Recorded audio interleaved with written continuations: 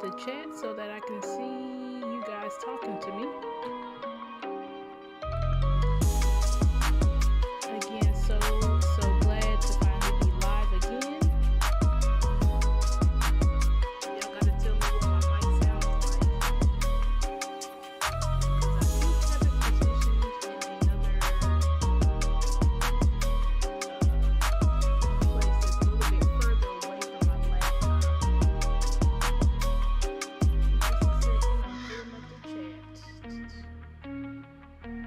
I'll be back in just a minute.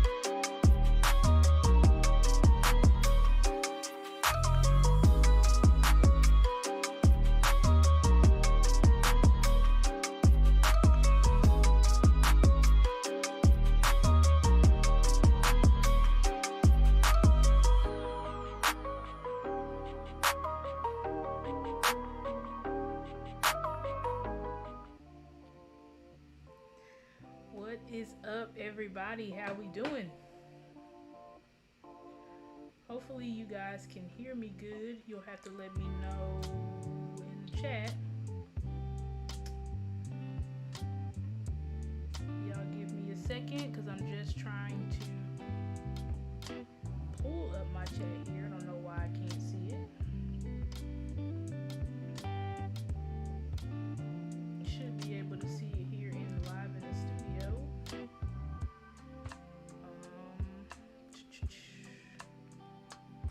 Y'all give me a second.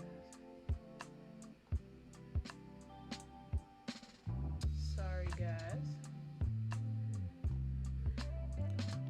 As soon as I can see you guys' comments, because I know you guys are probably talking to me, but I just can't see my chat right now.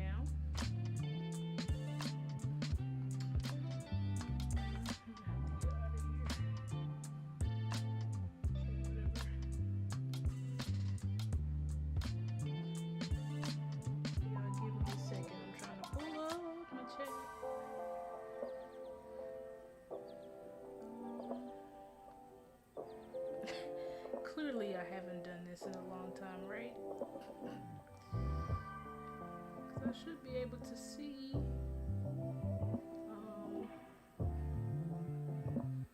Let's see here. Okay. Duh. Put in the wrong thing. What's up, Kevin? How are you doing? What's up, Key?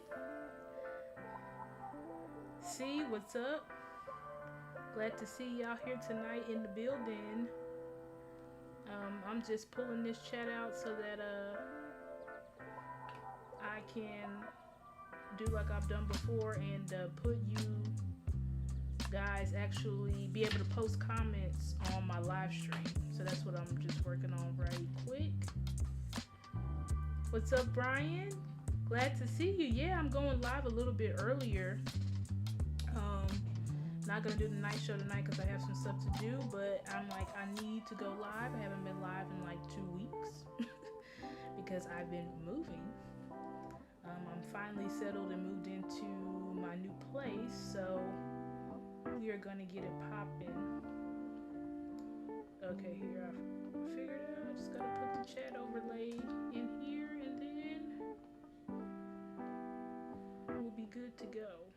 I'm also gonna smaller this screen because I gotta have my chats here, able to actually see you guys. But anyway, how y'all doing tonight? Let me know in the chat. Hopefully everybody has been good. Hopefully y'all haven't missed me too much. I know there's been a lot of talk about OTAs and these lists that have been put out, which we are going to get into today. I'm going to give my little 2 cents on my list.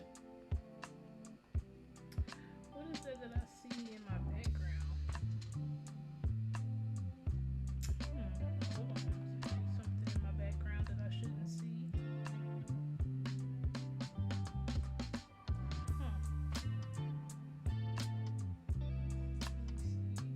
Oh, I think that was my chat. I did the wrong thing there. Cause I was like, what the heck? Sorry guys, I'm gonna be pulling it up in just a second, and I also need to fix my whole layout here. We a little bit drunk tonight. Not really, guys. I'm not really drunk, but saying the stream looks kind of wonky, but I gotta get everything in order. And I forgot with my chat overlay, I probably should just have a window so that I don't have to do it. But anyway, let's see if I got it here. Yeah, I need to go ahead and just make a chat overlay window. Y'all give me a second.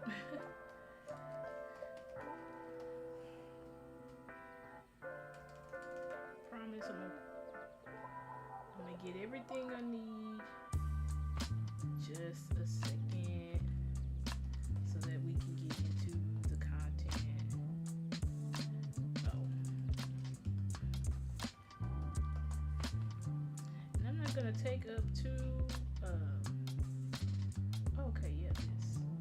I'm not gonna take up too much of y'all's time today. We're just gonna talk about these lists. We're gonna discuss if these lists are legit or these lists are bullshit.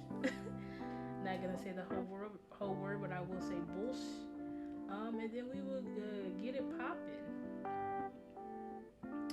I'm not really sure. My chat overlay right now kind of tripping on me a little bit for some reason, but let me see. No, because I don't see y'all's comments popping up on the screen, so that means something's not right. I might have to add it to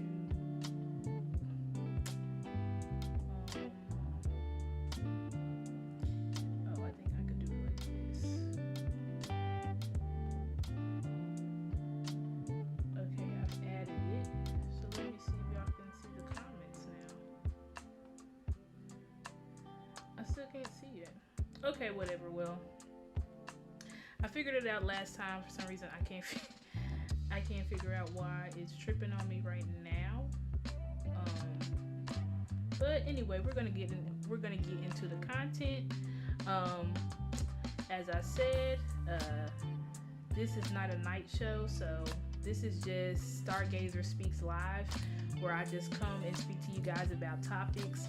Previously, I've done pre-recorded videos, but I would like to start transitioning this to me being able to do it live, but me being able to do pre-recorded content, but also me being able to do it live.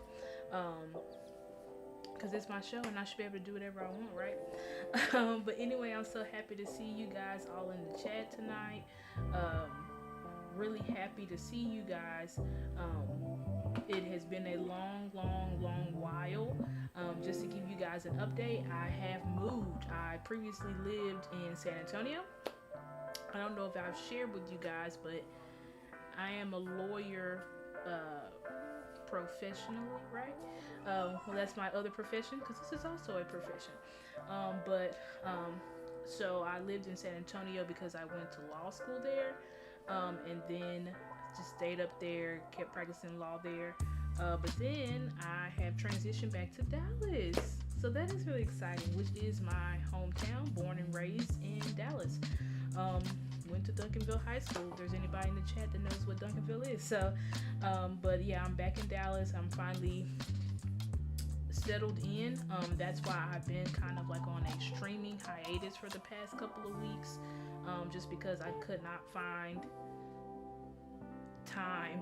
I've been trying to move, so I could not find time to sit down and stream.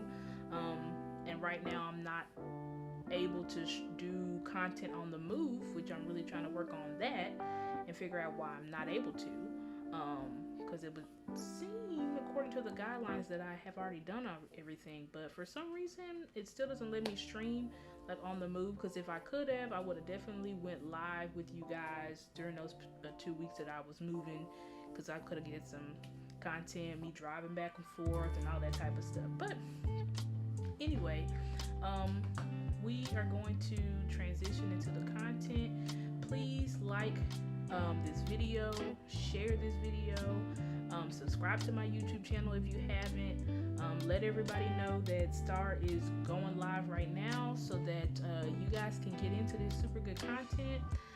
Hopefully my background music and stuff is not too high. I pray that it is not too high. And yeah, we can just go ahead and get this thing moving. I don't know if you guys are, if your chats or anything are behind. I hope not. I hope they're coming in real time. That way, as I said, I can see you guys, because the whole purpose of going live is so that I can talk to you guys, right?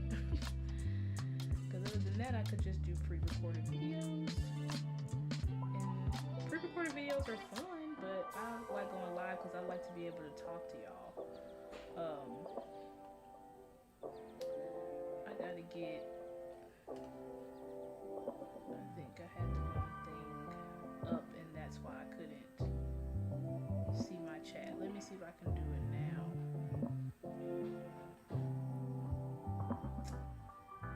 Oh, it's because I don't have it live. Yes, we have it here. Hello. Awesome. So Steve, background is a touch too loud. Okay, I'll turn it down a bit. Glad to see you, Steven. Glad to entertain you while you're at work. And y'all can see I figured out my chat. Just had to do some things. We're still building the plane while it's in the air. But yeah, guys, so tonight we are going to get into our content where we're going to discuss these lists. These various lists that have been swirling around the NFL world. Like I said, I'm gonna just give my thoughts on the list, and y'all can let me know in the comments how y'all feel about the list as well, and we'll just go from there. So let's go ahead and get into the presentation. So, and hopefully my background music is not too loud. It's like super low in my ear, so but y'all can see I kind of changed my music, my vibe, because I like to change it up. Don't have to be boring. Hopefully you guys can see great the list here on the screen. So this is the first list that's up, and we are going to discuss. So let's take a look at this list. This is a list put out by Pro Football Focus. I think this is Sam Monson. A lot of these lists that PFF has put out, Sam has been the curator of. I don't know Sam personally. We just know obviously that he's from Pro Football Focus. But obviously PFF we know is super popular, super reputable in the sports world. We talked previously about how we don't subscribe to their grades. We do not subscribe to their grades. But we do, if it's just football information, stats, and things like that, you can pay attention to Pro Football Focus. Rankings of your team's offense and defense, we pay attention to that. Okay, so yeah, let's talk about it. So, so I can't see this. I don't know why it's behind. Hi, Coach. How you doing? Glad to see you tonight. See, I know if I went a little bit live earlier, I'll be able to touch base with my people. But anyway, Key, I don't know why I can't see your comment. It's showing behind. Maybe some way to fix that. I did not have that problem before. Not sure why I'm having it now, but I might just have to move my graphic if I can. Yeah, I can. Okay. And then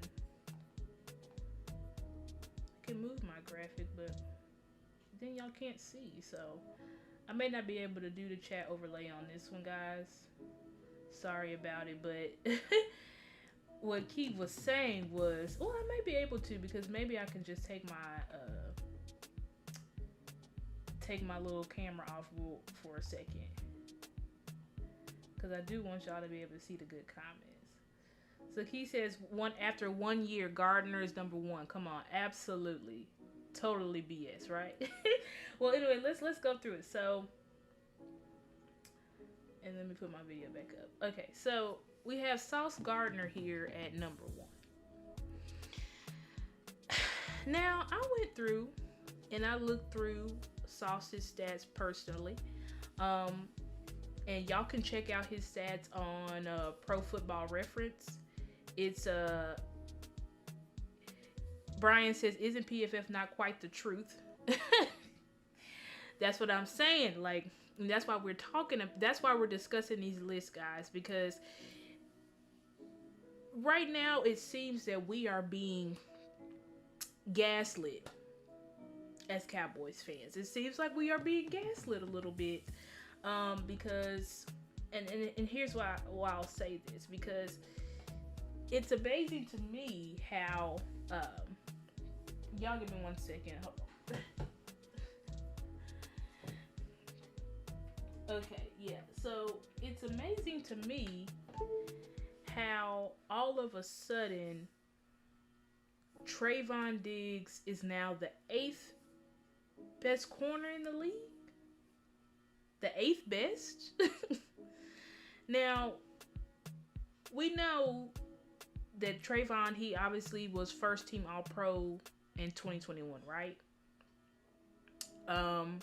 Tied the NFL record for interceptions in a single season with, I believe, Everson Walls, which was also a Cowboy, right, in the 90s.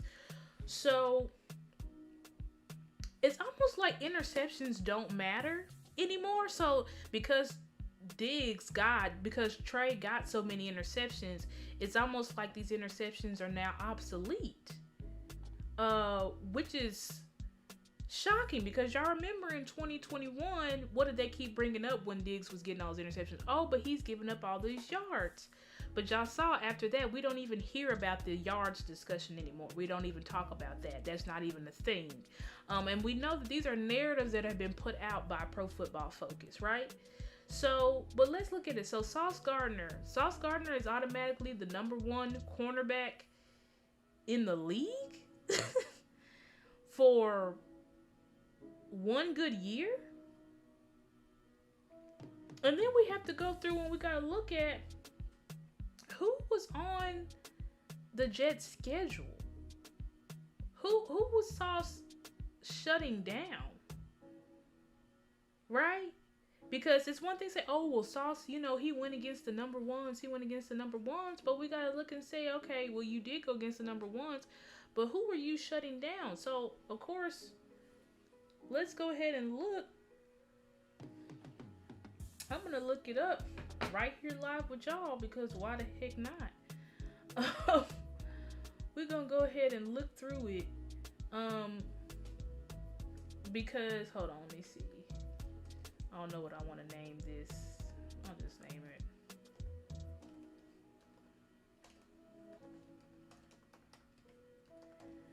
Okay, we just gonna do this because we really gotta talk about this. Let's go through and look.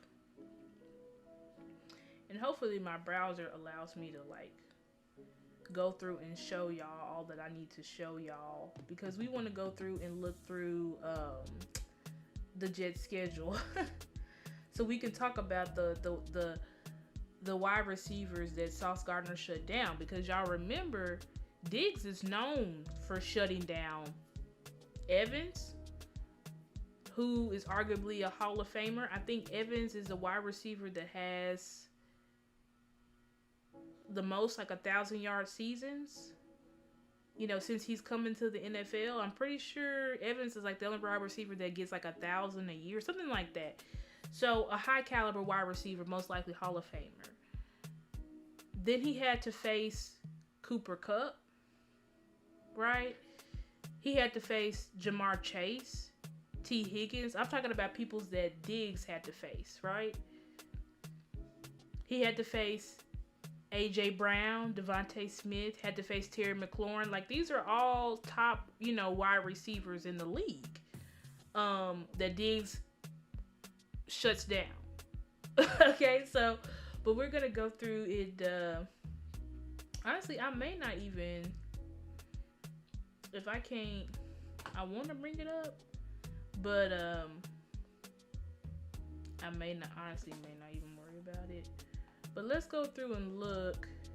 Justin Jefferson, I did look up. So he did. Well, let's go through and look at. That's a good thing. Key has brought up in the chat. Let's go through and look and see. Did Sauce Gardner shut Justin Jefferson down? Because I would like to see the stats in that game. Now, mind you, we're not going through any film, so I don't know if we're not. Sauce is the number one, so we're just going to assume that he was covering the number one wide receiver. If he was not covering the number one wide receiver, then this is all null and void, obviously. But let me go ahead and pull up Jets versus Vikings 2022. Okay, because we can go ahead and pull up. So the Jets played the Vikings. The Vikings beat them. And we're going to go ahead and look at. We're going to look at the box score to see what did Jay Jettas put up versus the Vikings. I mean, what did Jay Jettas put up against Sauce? Sorry, not the Vikings. But let me. We're going to have to go to this. Okay.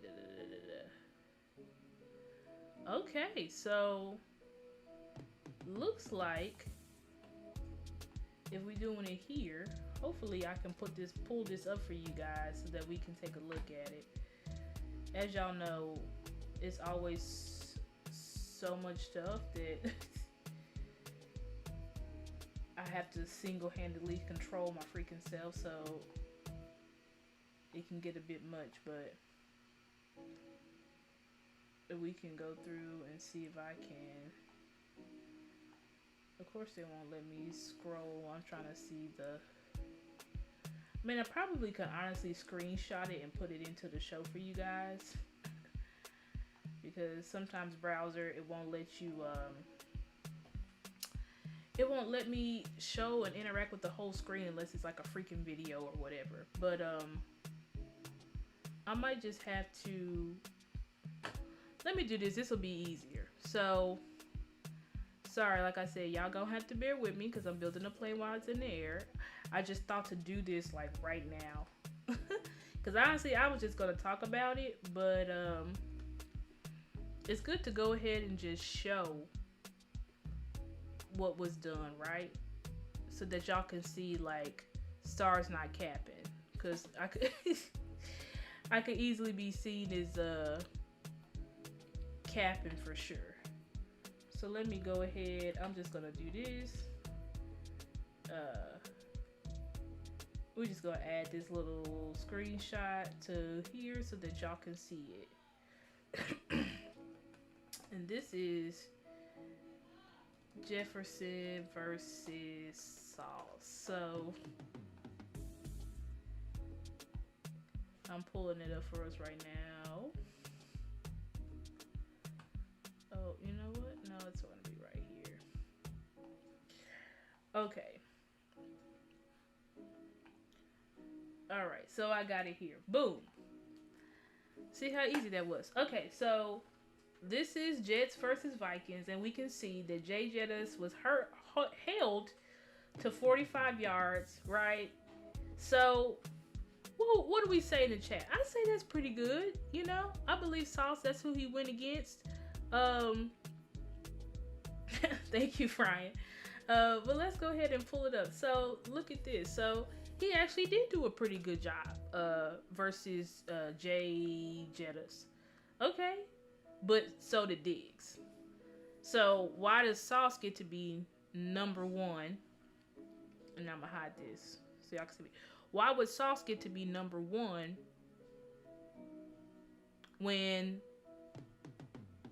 Sauce is number one for shutting down Jay Jettis and Diggs is number 8? Because y'all remember Diggs shut down Jay Jettis 2 years in a row. Because we played them in 21, then we played them again in 2022. Shut down both times. They didn't score a touchdown against us. I repeat, they didn't score a single touchdown against us. If we look here, it looks like Jay Jettis. Let's see the touchdowns. Justin Jefferson got a touchdown versus Sauce. Now, possibly, maybe it wasn't on Sauce, but I mean, Sauce had to be on the field. I don't see why you would have anybody else, any of those corners over there in Jets land covering Jay Jettis. I don't know why you would do that, but sometimes, you know, they move them in the slot and stuff like that. Exactly says, Keith says it was good for Sauce, but Diggs was better. Diggs is wearing a star. We know, yeah, exactly. So there's no reason, you know, and maybe that's why they're arguing that. And I know he got defensive, rookie of the year. And kudos to Sauce. But when we look at Sauce's stats, I think Sauce only got 2 interceptions. If I'm not mistaken, let's look it up. I'm gonna put that in the stream because why not? Like I'm getting the hang of this, so I can just let me just pull it up. Sauce Gardner, Gardner. Gardner stats. Yeah, let's just pull it up. Let's pull it up here because why not? So Sauce, yeah, Sauce only had 2 picks last year. And somehow he got first team All-Pro, Pro Bowl, Defensive Rookie of the Year. Meanwhile, guys like Deron Bland had 5 picks last year. People like Deron Bland had 5 picks. I think Tariq Woolen had 5 picks. Tariq Woolen not even on this list. But somehow J.C. Horn. So, y'all see what I'm getting at, right, guys? It seems to me that interceptions now don't matter. I wonder why interceptions all of a sudden don't matter. Because let me go ahead and look up what was Diggs' interceptions last year. Diggs last year was 3. But we know why, right? Because the previous year he had how many interceptions? And I could put this in the show, guys, but I don't want to just keep going back and forth. You know what I'm saying? Y'all just got to take my word for it. If y'all don't believe me, just go to Pro Football Reference, and y'all can verify what I'm saying. But here, Diggs had 11 interceptions, right? No one in 2022 season even came close to that. So they automatically put these guys ahead of Diggs based on what coverage, I'm sure pass deflections. I'm sure that's, you know, so now coverage and now pass deflections are more important than getting the ball back for your team. You guys, so you guys know what I'm saying. So pretty much what I would declare this list is, I mean, because we haven't even, I mean, I'm just stuck on Sauce Gardner being number 1. Then we have Jalen Ramsey.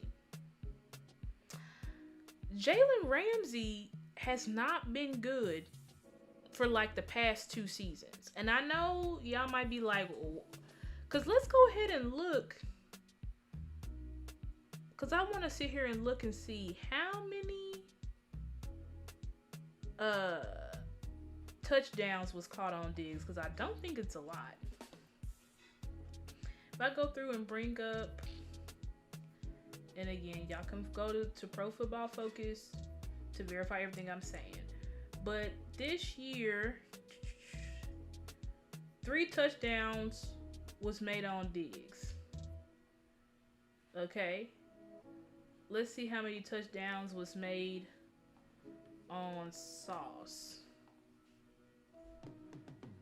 We're just gonna go through and look, see why not. Sauce, okay, only 1 touchdown was caught on Sauce. It was a 53.5% catch rate when facing him. Diggs, it was a, see how many Diggs had. Diggs had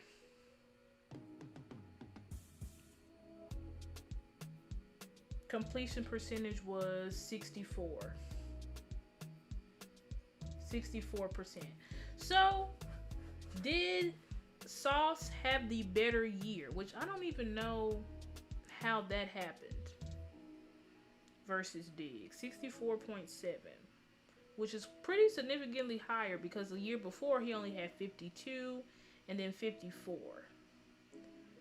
So, makes me question to see what necessarily happened, because I know all the big time receivers that Diggs went through, he pretty much shut them down. But I don't know. It also could come through. I think we played a lot of zone this year versus press man, because I think in 2021, if I'm not mistaken, we played a lot of man. And I think Dan Quinn honestly switched to zone, so maybe that's why, because, I mean, if the ball is caught, the ball is caught. Now, whether you win anywhere with that, that stat doesn't speak to that. But, anyway, let's go ahead and look. And then they have Jalen Ramsey, number 2. So let's look at Jalen Ramsey's stats. And again, I wish I could pull this up, but I'll have to figure out how I can actively scroll so that I can show you guys stuff on the screen. So Jalen Ramsey last year, we got to go through. Let's see. Jalen Ramsey had a 62.6% completion rate. So pretty much right around where Diggs was. And had 5 touchdowns caught on him. So y'all let me know. Is 5 greater than 3 or is 3 greater than 5? Y'all let me know in the chat what y'all think about that. Because, let's see. Yeah. And that's why we just going through this stuff, because we just listening. I mean, we're just going through the stats. You know what I'm saying? Like, and hold on, let me see. Okay, yeah, I'm on the right screen. It was showing something different on YouTube, but we just going through the stats and we seeing, so it's 5 touchdowns greater than 3 or 3 greater than 5? Because Jalen Ramsey got 5 touchdowns caught on him. Had a pretty much around the same completion percentage when targeted as Diggs, but somehow he's number 2 and Diggs is all the way down to number 8. Okay, so then let's look up Darius Slay's stats.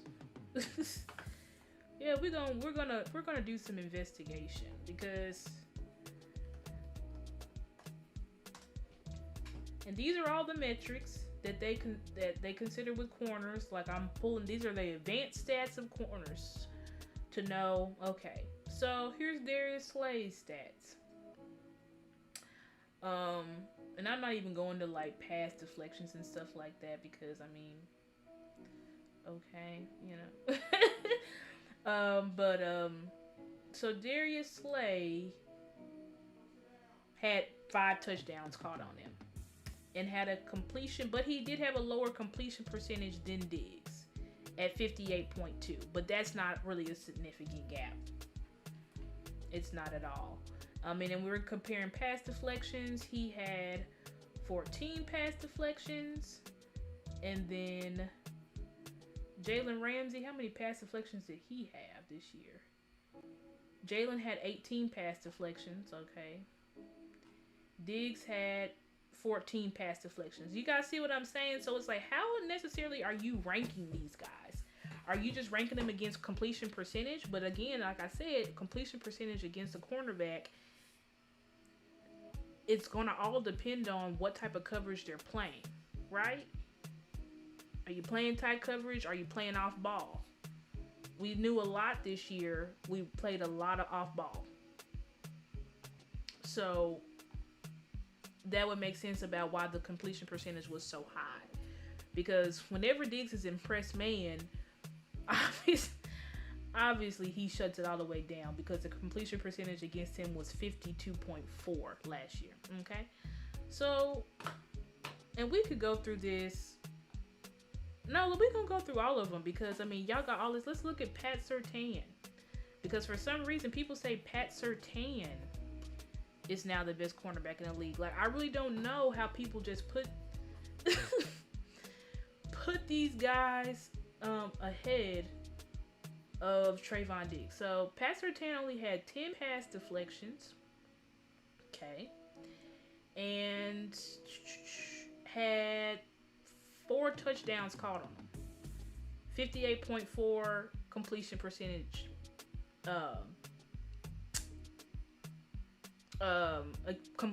It's 58.4 completion percentage when targeted.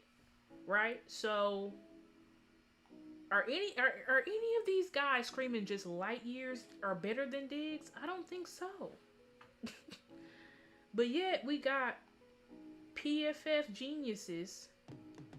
Let me see if I can bring up my chat. But yet we got, what's up, Chalk Talk? Glad to see you tonight. Yeah, right, Key, Mr. 3rd and 30. Yeah. It's really sad though, guys. Like, this is why I'm doing this type of show, because we have so many lists to continue to be put out that are crapping on our players, and I'm tired of it. But we gonna get to this, because it's not all of them. But when we have lists like this, where Trayvon Diggs doing what he did last year, right? When I say last year, I mean in 2021. So doing what he did in 2021, and then all of a sudden, how these stats, how interceptions and all this stuff just doesn't matter, and how these guys are pushed above him. When we look at the other stats, they're either similar to Trey Diggs. All the guys that are before him so far, except for Sauce, had more touchdowns caught on them. So, just don't understand the type of nonsense that has been put out about our guys. I mean, we can even look at how many interceptions who's this I'm looking at? Pat Surtain. How many interceptions Pat Surtain had this year? Let's see. 2. Had 2 interceptions.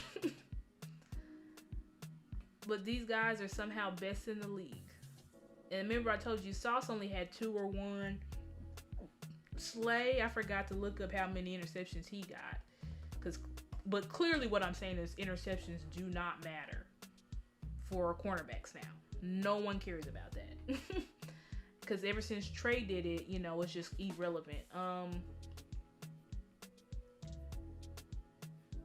my gosh. Did y'all know Darius Slade only has 2? Oh my God, I was reading that wrong. But anyway, Darius Slade had 3 picks last year. Okay. So that's can't talk, but that's the exact same as Diggs. And how many deep balls did? All we gotta say is, just like he said, is 3rd and 30. And the completion percentage against him was pretty much it was close. 58.2, Diggs was 64, but again, what did I say? It just depends on the coverage and things like that to determine the completion percentage against a cornerback. So, are we really saying these guys are better than Diggs because of a completion percentage? And he had the same amount as pass deflections. Like, this is getting kind of ridiculous. And let me see who else they have above Diggs, because who else do they have above Diggs here? Jair Alexander and Marshawn Lattimore. Like, this, oh my gosh. Like, when was the last time Marshawn Lattimore was good? Let's look up Jair Alexander. Let's look at what he did last year. This guy can't even stay healthy, but all of a sudden he's a bitter. So, okay, Jair had 5 interceptions. Good for him. Obviously, he was targeted more than Diggs. People just stayed away from Diggs this year. And also that, thank you, football guys, because that also has something to do. Like, your completion percentage could be higher, right? Because it depends on how many times you were targeted. I don't have it broken down here how many times these guys were targeted. Because I'm sure if I had that, it would explain. Because if you're targeted less, right? If you're targeted less, then your completion percentage against you could be higher than somebody who's targeted more. If that makes any sense. I hope that makes sense to y'all. Because, for example, if Diggs is targeted, I don't know, 40, just say Diggs was targeted 20 times. He's only targeted 20 times, but during those random 20 times, you know, the ball was caught on him. Right? I don't know, 60% of 20. So about 15 times, you know, the ball was caught on him. Well, anyway, I hope y'all understand what I'm trying to say. Like, your completion percentage could be higher against you if you have less targets. Just for the simple fact of, it just depends. You know what I'm saying? Like, and it also depends on the coverage. But I hope that makes sense. I hope y'all are following me. If you're not following me, don't worry about it. Just throw it in the garbage. What's up, Doug? Glad to see you tonight. It says he was too busy getting cooked as usual. Who was getting cooked? Oh, Darius. Darius is Marshawn tackles. Okay. So now corners. Are corners graded by tackles? Is that how we're grading these guys? Okay, so Jair, let's see what he did last year. So Jair, where is his advanced stats here? Okay, Jair had 59.8%. He had 5 interceptions, pretty good. 2 touchdowns. Only 2 touchdowns were caught against him. So let's say Jair did have a pretty good year. You know what I'm saying? I would say with those stats that he put up, that's a pretty solid year. And that's a better year than what Diggs had last year statistically. So I'm okay with them putting, you know, Jair above Diggs. Because like I said, he had a better year statistically than him. Now let me look up Marshawn. Let's see what Marshawn did. And again, guys, what I'm using is Pro Football Reference. So y'all can go to Pro Football Reference and it breaks down all players, like advanced stats and stuff like that, so that y'all can verify again what I'm saying. I haven't quite yet figured out how to like put my browser where it will let me show live. I'll figure it out for y'all next time so that y'all can see what I'm seeing. But I just don't want to do that right now because it's just gonna take up too much time. But anyway, and I don't like too much dead time in the show. But let's see. So Marshawn last year only had 4 pass deflections, had 1 interception. All right. Let's see. Had a 60% completion rate against him, and let's see the touchdowns. Oh, but he did have 0 touchdowns caught on him. Now, I don't know. Y'all have to let me know in the comments. Was he hurt? I feel like Marshawn is a hurt guy too, but I'm not sure. Oh, he missed 12 games. Okay. Yeah. So now, yeah. Because I thought so. I'm like, I think Marshawn is a guy that gets hurt a lot. Okay. So he missed 12 games. Yeah. Okay. Thank you, Choctaw, for telling me that. I appreciate that. So, oh, you know what, guys? I think I know what I can do. So that y'all can see so that y'all can see the chats whenever I pull them up.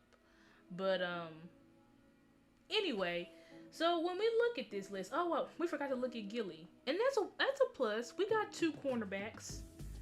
We got two cornerbacks on the top 10 list, so I don't think that's a. I appreciate the respect. Let's just say that, because all of a sudden when we got Gilly, they were trying to say he's washed and all this type of BS. But let's see, Gilly last year had 11 pass deflections, had 2 picks. Okay, so he had a pretty solid year. 56.2%. So it would seem to me that they put all these guys above Trey because Trey had a higher completion percentage. I wish I could figure out how do I go ahead and put I need to see how much how many times these guys were targeted.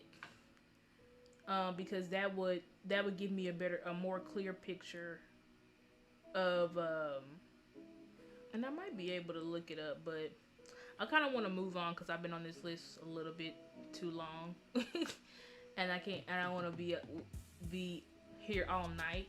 But anyway, and thank you guys so much. Please, like I said, like and share this video. Subscribe to my channel if you haven't as well. Please donate to the channel. You can see my Cash App. My Cash App is $Stargazer Sports. I will go back to the main menu so y'all can see it. But anyway, we're going to move on from this list. And just go ahead and declare that Diggs should not be at 8. Diggs should be based on the stats, because it should be, so Sauce statistically, I think, actually no, if we're looking at the stats statistically last year, Jair had a better year than Sauce. So it probably should be Jair, Sauce, Diggs, and then the rest of these guys. You can throw them in, then Gilly or whatever. But Diggs had a better year than Gilly last year. Now, if we're just going on completion percentage, again, it seems when I went through the stats, it seems that they put all these guys above Diggs because they had a lower completion percentage. But we know there's so much more to a corner than just completion percentage. What about touchdowns? Again, I told y'all Jalen Ramsey had 5 touchdowns caught on them. Surtain had 4. Darius Slay had 4. You know what I'm saying? So, because I think you're focused too much on they gave up. Oh my God, I'm just not getting it. You're giving up, the completion percentage is lower, which means you most likely gave up less yards. But what about touchdowns? You see what I'm saying? So, y'all get what I'm saying. This list is a bunch of hogwash, okay? So let's just say that. So that's Star's opinion on this list. Let's go ahead and move into the next list. So, top 10 running backs.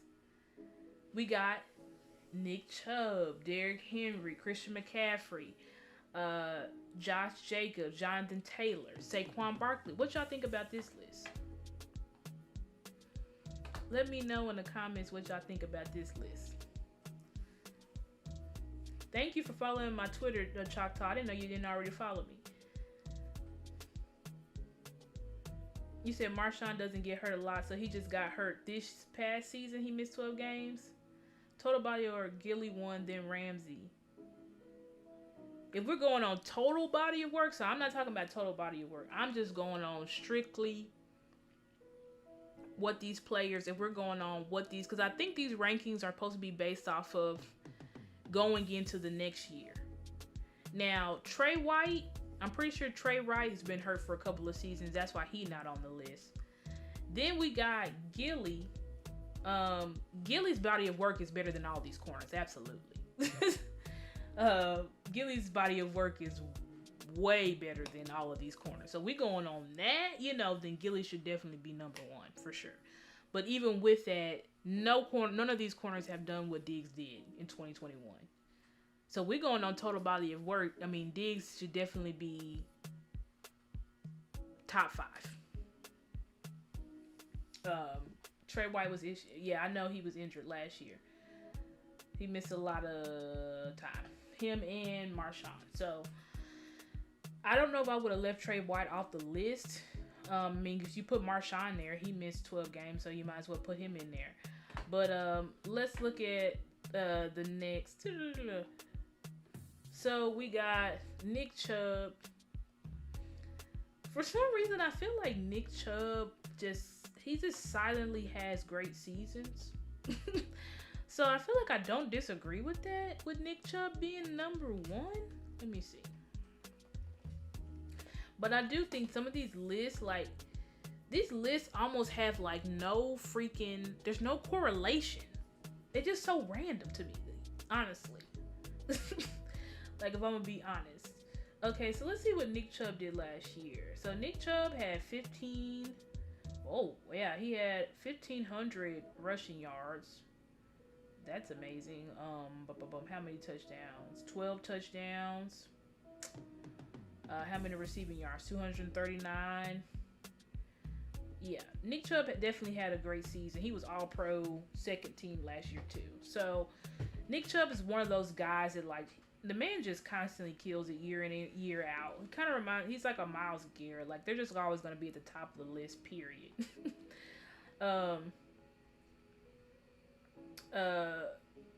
Looking at Nick Chubb. So Nick Chubb had a pretty good... Brian, what are you saying? You said great job numbers and facts. What you mean? You gotta let me know what you're asking me there. But anyway, Nick Chubb, I'll take Nick Chubb there. You know, I'm not too upset about Nick Chubb being number one. Derrick Henry.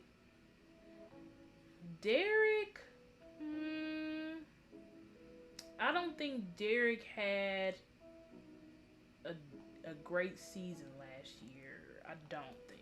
I think he was like fumbling balls and stuff, but I could be wrong. Let me look. And Derrick Henry, let's see. I don't know why I'm asking y'all like how many games, because I can clearly see on this list, like it tells me the games that they played. So, okay, Derrick Henry, yeah, he didn't really miss any games. He missed one game. Okay, he had 13 touchdowns. How many yards? 1,500 yards. 398. Okay, yeah, no. Seems like Derrick Henry is definitely still him.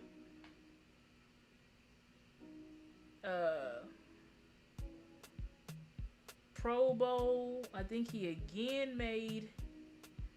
What does this even mean? They got a lot of these awards over here. He made Offensive Player of the Year, I guess. Not totally, because we knew that was Justin Jefferson, but maybe... I don't know. Is this MVP voting? Oh, yeah, he had an MVP. Derrick Henry had an MVP vote last year. So, yeah, Derrick Henry's still him. So, you know what? I'll take Derrick Henry there. Sure will. He's still him. Let me see. He breaking? Why you say that? He only missed one game. I thought, for some reason, he missed a significant amount of time, but he did not miss a lot of time last year. I'm actually okay. I feel like for the most part, Josh Jacobs, we know Josh Jacobs was the yards leader last year. Now, Christian McCaffrey at 3. Did Christian McCaffrey... Jonathan Taylor should not be on this list because he was hurt majority of the year. I don't think he should be on this list. Saquon Barkley, he was a team, so he should be on here. Aaron Jones, I don't think should be... I'm questioning Aaron Jones and Christian McCaffrey being ahead of Tony Pollard. I'm questioning it strongly, but let me look it up. Because maybe they did have better seasons. As I said, I was just shocked to hear that Derrick Henry had that season because for some reason, I thought he was hurt. Okay. Aaron Jones played all 17 games. Yeah, the guy only had 2 touchdowns. He had 2 touchdowns rushing, 5 receiving, like 1,100 yards. Like, definitely not better. That to me is not a better season than Tony Pollard. So he definitely should not be ahead of Tony Pollard. Now, if you're going on body of work, yes. But if you're going on last year, no. Let's see. Christian McCaffrey. How long have I been going live? Let me check my stream. I think I've been going live. I need to check my oh, we've been going live for about 55 minutes. I'm gonna give y'all about 30 more minutes of content, then I gotta get off of here. Which means I'm gonna have to go through this list a little bit faster, but let me see. Christian McCaffrey, what did he do last year? Christian had okay, he had 1,800 yards from scrimmage. How many touchdowns did he have? 5 receiving, 8 rushing. Okay, maybe I'll take him. But Taylor, I know, was hurt. Tony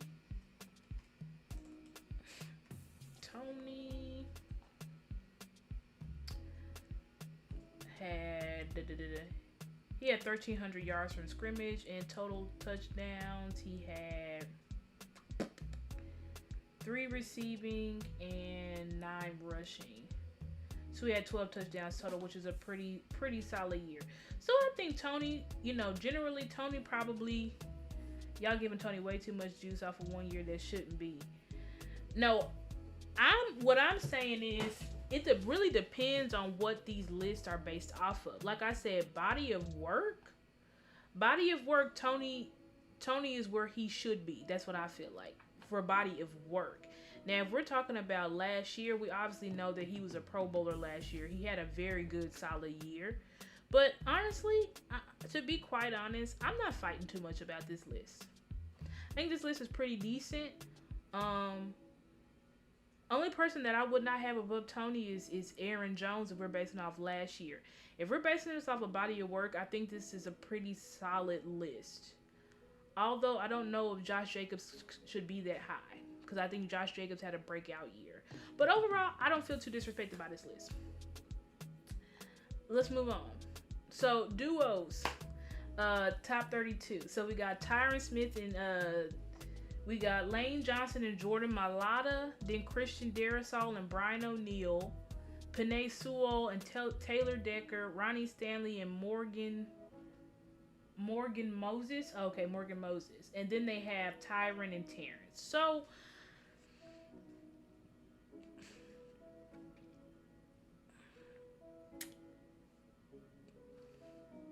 y'all see me here thinking and pausing. Now, in what world is Christian Darrisaw and Brian O'Neill number 2 in the league? Number 2 duo in the league. I definitely I mean, we could really go through this list, guys. Like, I really want to go through and be like, what? Now, Lane Johnson and Jordan Mailata, I mean, the Eagles were the best. They had the best offensive line in football last year. So, I'm okay with that. But what's throwing me for a loop is Christian Darrisaw and Brian O'Neill number 2. Then we got Penei Sewell and Taylor Decker. Ronnie Stanley and Morgan Moses. This is what I'm saying. Like, these lists, this is the problem. Because when you have a total body, you can have a good total body of work. But it's not, if you're just basing the list off of total body of work, that's what they were doing with the cornerbacks. They're putting Jalen Ramsey up there because of what he's done previously. But it's like, Jalen Ramsey is trending down. Right? So if you're just going to continue to say this person is this top this, but when you look at their stats, they're trending down, that's unfair. You know what I'm saying? Like, somebody like Terrence Steele, had he played a full year, should have been a Pro Bowler last year. Christian Darrisaw and Brian O'Neill, and I don't know, I can't see what y'all saying to me in the comments right now, but I mean, we just got to think and be serious about this. Then Penei Sewell and Taylor Decker. Now, Penei Sewell is nice. Penei Sewell is nice. He's nice. But Taylor Decker, better than Tyron Smith and Terrence Steele? let me see. Let me see what y'all saying in these comments. Exactly. Micah got cooked. Got cooked. Best O line. You talking about Darasol? Thank you, Brian. Tony not the 8th best as far as total body of work. Did I say he was the 8th best with as far as total body of work? Tony, I mean, to be quite honest, Tony really hasn't even been given the opportunities. I mean, if we're really being honest, like Tony never really got the Tony didn't even start being really used till 2021 season. I'm gonna just have to be honest with that. So like, he never really got the opportunities. I think Tony is a dynamic back. I don't think he's. I mean, if you're just gonna grade him on, Tony just made his first Pro Bowl last year, so maybe Tony shouldn't be that high. You know what I'm saying? If we're doing total body of work, Zeke should be in there. Zeke is definitely top 10. If we're doing total body of work, definitely. yeah, Dallas didn't. Well, we ran the ball last year. We actually were like, we just don't run. We ran the ball last year. We just did not run the ball efficiently. But still gave him no sacks or QB pressures before the injury. That's exactly what I'm saying, Key. Like, Darasol, we could go through and look at Christian Darasol, but he's got no business being that high. I'm sorry. No business at all. I mean, this is a guy, let me see. Will it tell me how many sacks he gave up? I don't know if it will. Doesn't. Wait, what the heck? Yeah, it's not telling me. Okay, yeah, it tells me holding and false starts, but it's not telling me. It's kind of hard to look up with the. It's not telling me his advanced stats. So it's kind of hard to determine for offensive line, but I know for sure Darasol is not better than Tyron Smith or Terrence Steele, especially not Tyron healthy. No way in Hades, and then also Panay Sewell, and what is his name? Taylor Decker, absolutely not. So that's another list that I'm like, no. Another list where I'm like, this is a bunch of garbage. I mean, not total garbage, but I mean, glad to have Tyron and Steele on the list, right? That's phenomenal. But now we know that like Tyron's not even playing. Tyron's not even freaking playing for right now left tackle. So it really should be Tyler Smith and Terrence Steele, which I think Tyron Smith and Terrence Steele. Tyler. See, so many T's. Tyler Smith and Terrence Steele. I think. Well, Tyler Smith had a phenomenal year for what he was asked to do. You know, I'm not saying he was the best in the league by anything, but he definitely. I know something about Taylor Decker. Choctaw, thank you. I know about Taylor Decker. I know who he is, but I'm just saying, like, is Taylor Decker better than Tyron Smith healthy? No. Is Taylor Decker better than Terrence Steele healthy? Maybe. But we're talking about the duo. You know what I'm saying? Like, as a duo. And if I'm considering Tyron Smith, if he is healthy, Tyron Smith is better than all these tackles on the list, including Lane Johnson. Like, let's just be honest here. None of these other guys on this list, well, they possibly could build up, but Tyron is already unquestionably a Hall of Famer. Unquestionably. So, none of these guys are better than Tyron Smith healthy. You saying Taylor Decker is better than Terrence Steele? Okay, how? Based on what?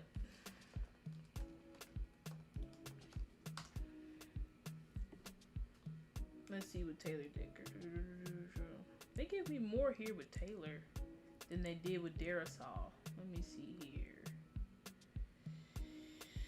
I don't know why they don't do it for the offensive lineman, where they would give you the advanced stats. Yeah, it doesn't seem like they give it to you here. They don't give you like how many sacks he gave up and stuff like that. I guess I probably have to go to my PFF subscription, but I don't feel like doing that right now. But anyway, let's move on. So he been doing it longer. Okay, that's fair. That's fair. Taylor Decker is definitely, I mean, he's definitely a high caliber player. You know what I'm saying? And I'm not saying that he's not. But I think if we're comparing who's up and coming, like I said, Terrence Steele should have been a Pro Bowler last year, but he got hurt. So I think that kind of completely removed him out of that category. But we'll move on to top 10 wide receivers. So let's take a look at this. So we got, and I'm going to just blow this up so I can see. So we got Devontae Adams, which no one is arguing about that. I'm not. I mean, maybe y'all are arguing that Devontae Adams is the best wide receiver in the league, but I think what he did with that Raiders team, where they pretty much had nothing, literally had nothing, because y'all remember Darren Waller went down. I think, what's the little short guy's name? I forget his name, but I think he went down. So it was just pretty much a Devontae show when he put up like an insane amount of yards. Justin Jefferson, I'm cool with that. Although I don't understand. Now this list is another wee-woo list to me, because, and here's my argument. So, and my argument is that CeeDee Lamb, number one, Cooper Kupp is too low. I think what Cooper Kupp did in the 2021 season was like insane. And so I know he ended up getting hurt, but he's too low. But here's my argument of Jamar Chase being number 3. I think CeeDee Lamb is better than Jamar Chase. I think CeeDee Lamb is better than A.J. Brown. I think he's better than Terry McLaurin. Now, the reason why I'm saying this is because if you look at somebody like Jamar Chase has had the same quarterback, right? And Joe Burrow, he played with him in LSU.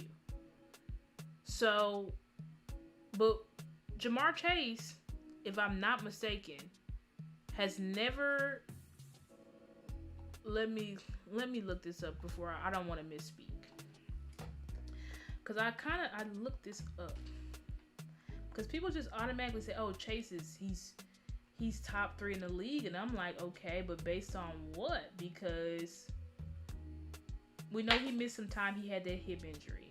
Okay, he had 1,046 yards last year, only 9 touchdowns, 64.9% catch percentage is pretty good, right? He made the Pro Bowl last year, so that's great. That's great for Chase. But one thing Chase has never been voted to is All-Pro. There's no way that I'm putting, now he was Offensive Rookie of the Year, that's true, right? Because we know he put up 1,400 yards his rookie year, but we got to know that that also has something to do with the chemistry that he had with his quarterback that he's been playing with since college, right? So then, if we bring up CD's stats. So CD is a 2-time Pro Bowler, we know that, and he was second team All-Pro last year. So CD, without Dak, for 6 games, put up 1,300 yards. With Dak in 2021, put up 1,100 yards. His catch percentage last year was 68.6%. And that's with Cooper Rush throwing him the ball for 6 games. His catch percentage as a rookie was 66.7%, and that's with not having Dak at all. He had Dak for like 3 games, and he almost put up 1,000 yards. So I think CD is really about to show you now when it comes to Diggs, and I'm not going to argue about Diggs being better than CD or Tyreek Hill or who else? Cooper Cup. I'm not going to argue with them because those guys obviously have the accolades to back up being better than CD right now at this time. But I really, really struggle with people automatically saying that Jamar Chase is better than CD Lamb. Because CD Lamb literally like broke the record. I think it was the Cowboys record, but still with the most consecutive 100-yard games. I mean, CD turned all the way up last year, like all the way up. I don't even think people really acknowledge how much he did turn up. And as I said, his catch percentage and everything is higher than Jamar Chase's. He obviously got selected to the Pro Bowl and then got selected to be second team All-Pro. So, and Chase has never had to play without Burrow. And so, because CeeDee Lamb has had to play with a carousel of quarterbacks since he's been in the league, because Dak has gotten hurt twice. Actually, 3 times. Dak has gotten hurt 3 times since CeeDee's been in the league, which means he's having to play with backup quarterbacks and he's still able to put up these numbers. I think that gives him the push and the argument that he's better than Jamar Chase. But again, y'all can disagree. Y'all can say Chase is better for all y'all's various reasons. Would you say Tyreek needs to be number 1? He was MVP candidate. CD is top 5. Absolutely. That's pretty much what I'm getting at. No way is CD 8th best. As I said, I'm not gonna argue with. I'm not arguing with Devontae Adams. I mean, it's just unquestionable. You know, people were sleeping on Devontae. They trying to say he was better. That it was Aaron Rodgers that made him, and he showed you the complete opposite. But having AJ Brown had pedestrian stats pretty much before he came to Eagles land, where he was killing it with those slants and go balls. But when we come to the dynamicness of a player, he is not on CD's level. Terry McLaurin either. Terry McLaurin just made his first Pro Bowl last year. So now, to be honest, Terry McLaurin has also not really had a quarterback. I don't really know if he has a quarterback this year instead of how, but we'll see. Having CD that low on this list is just absolutely asinine. And even with I couldn't even argue CeeDee Lamb versus Justin Jefferson, right? Because every single time that Justin Jefferson goes against top caliber wide receivers, anytime Justin Jefferson goes against top cornerbacks, he gets his butt shut down. You know what I'm saying? Like, he gets shut down. Like, you saw what Sauce Gardner did to him. You saw what Trayvon Diggs did to him. Who else? You saw what Jair Alexander did to him. Like, it was a complete embarrassment. Like, Justin Jefferson gets shut down. I've never seen CD get shut down by a cornerback, ever. Like, you're not going to sit here and just shut CD Lamb down. Like, I've never seen CD shut down, again, by any cornerback in the league. And CD's gone against top-level cornerbacks. I mean, let's go through who's the cornerbacks he faced this year. Week 1, Jamel Dean ate him up. Week 2,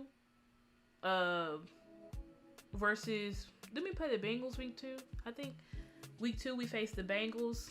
They have okay cornerbacks, but you know CeeDee Lamb destroys Darius Slay every time there's a matchup. We played Marshawn Lattimore the year before, and I think that CD might have destroyed him. I don't know. I can't. I'm trying to go through like who the high level cornerbacks that CD has faced. He eats up Jalen Ramsey, like all the high profile cornerbacks. CD just eats them right on up. So,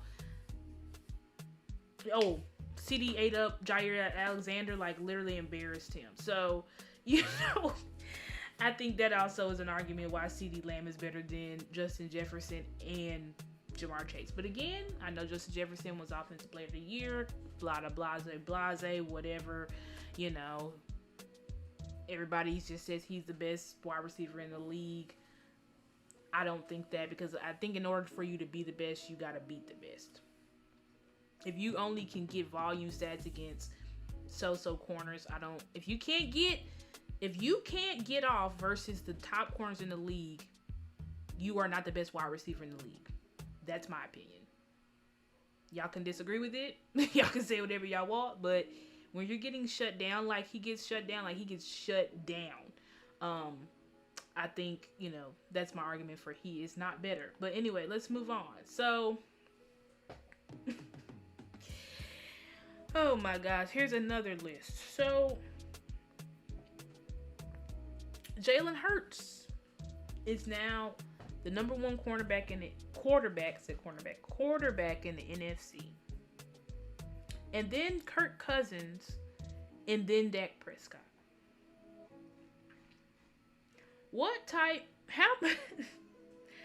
How much more disrespectful? This is this same guy, Sam Munson. How can one be so disrespectful? When is the last time Kirk Cousins has even beat Dak Prescott? Let's just start there. Kirk Cousins couldn't even beat Cooper Rush. But now he's better than Dak Prescott? Kirk Cousins literally got first round exited by the Giants at home. He couldn't even beat Daniel Jones, but now he's better than Dak Prescott? We don't even have to get into QB metrics and all that type of stuff where Dak just blows him out of the water. But just wins alone and performances alone, there is no way. Kirk Cousins has won one playoff game in his whole year. And I'm bringing up playoff games because that's what y'all seem to measure Dak by. That's the only reason why Dak can't get into the elite category because his playoff record. So you telling me a guy who's only won one playoff game is better than Dak Prescott? Absolutely not. Then you have Jalen Hurts, who is a running back. He is a wildcat quarterback. We just found out today or yesterday that they were trying to get rid of him. They were trying to replace Jalen Hurts with what's his name? Russell Wilson. I know y'all saw that, right? The Eagles did not believe in Jalen Hurts based off of his performance in 2021. But luckily, they got a savior in Shane Steichen who literally dumbed down I put this on Twitter. He dumbed down the offense so much to a wildcat quarterback rugby football. Shout out to Boss Cowboy. And they were able to go to the Super Bowl with that. But when you're going to passing metrics and stats and just caliber of player, there is in no world where I'm picking Jalen Hurts over Dak Prescott. None at all. Let me see what you guys are saying in the chat. Kirk Cousins absolutely done. It's just sad. It's just in what world? And welcome to everybody in the chat. You guys can shout yourselves out in the chat so I can shout you out. So glad that you're here with me today. I really appreciate everybody being here with me tonight. We just having some fun. We just talking about some lists. And I'm gonna be here till about 9:30. Then I'm gonna jump off. But anyway, another wee woo list. I can't. Just ridiculous. Dak Prescott, I'm going to just say this definitively so everybody's not confused. Dak Prescott is the best quarterback in the NFC. Hands down, unquestionable. Okay? So let's just move now. I don't care. I don't give a hell about Jalen Hurts All-Pro. I don't care about that. Because Dak Prescott, if you look at what he did in 2021, no reason why he shouldn't have been All-Pro. No reason why he shouldn't have been to the Pro Bowl. So, anyway, moving on. So this is not necessarily a list, but this is just hilarious that, they said this guy is the best quarterback in the NFC, right? But please take a look at who was the last Eagles quarterback that threw 30 touchdowns. Do y'all see Jalen Hurts or do y'all see Carson Wentz? So that tells you everything you need to know about Jalen Hurts being better than Dak Prescott. That tells y'all everything you absolutely need to know. I mean, even look at this. I mean, Derek Carr's on this list. Who else that people say is kind of mid quarterbacks? Jeez. Trevor Lawrence didn't even throw 30 touchdowns, but y'all trying to say he's better than Dak. It's really laughable. First, how about you first throw 30 touchdowns before you even mention them in the same sentence with Dak Prescott? How about that? I mean, it's just embarrassing. Who else is missing? Somebody else missing from this list that people try to say better than they know. I think everybody else is here. But Jalen Hurts, non-existent. Trevor Lawrence, non-existent. So let's just please cut it out. I mean, even Lamar Jackson has thrown 30 touchdowns. So, like, please don't even disrespect Lamar with like saying, "Oh, he's the same as Jalen Hurts." No, he's not. He is in fact better. Daniel Jones had some Giants fans. Like, what are y'all talking about? Do y'all know the last time Eli Manning played? You see that? What it says? 2015. Like, come on, guys. Like, we really gotta stop with the nonsense. It's just getting hilarious and laughable at this point. It's going from worse to worser. You know what I'm saying? But anyway, let's go to the next freaking list. I know y'all probably just having a laughing in the chat. Yeah, it's sad. It's so sad. Like it's ridiculous. But anyway, let's go ahead and I'm just on here just being funny. I don't want to talk about these dumb lists. Let's see here. What am I looking for? Oh, here. Okay, let's go to the next graphic here. Top 10 offensive guards. I agree with this 100%.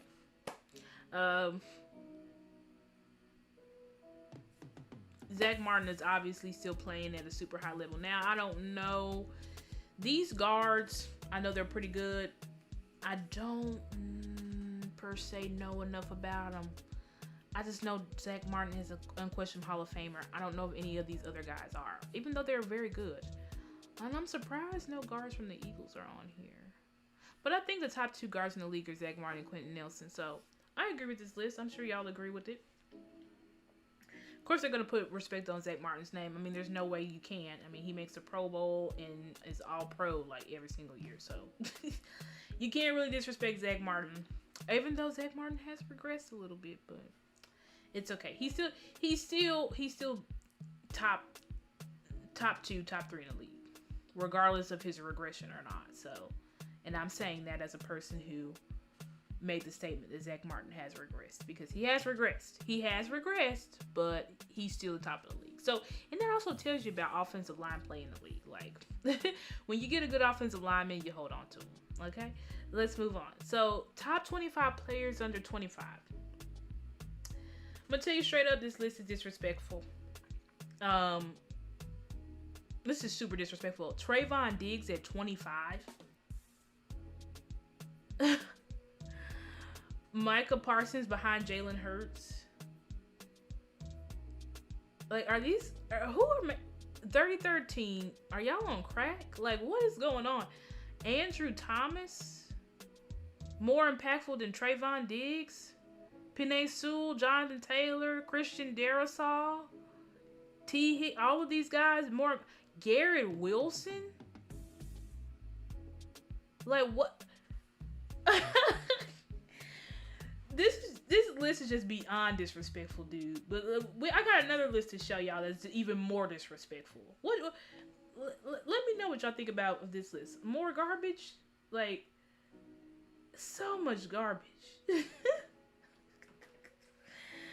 Oh my gosh. It's just such trash. You know what I'm saying? Like, what I'm here to tell y'all, like, the moral of the story is, this is list season, right? Because y'all saw my thumbnail. I said, Oprah, everybody gets a list. But these lists are a bunch of garbage. Uh-oh. I'm like, what is that? Sorry, my... The printer was going off. I was scared the heck out of me. I was like, what is that noise? But anyway, these lists are just beyond garbage. Here, CeeDee Lamb, Brandon Cooks. You know what? I'm not necessarily mad about this list, to be quite honest. I think it's not a bad list. AJ Brown, Devontae Smith. Devontae Smith, did he get 1,000 yards this year? Hold on, let me check real fast. Because if he didn't, I don't... I don't think. I think he did. I think he did get 1,000, right? Finally,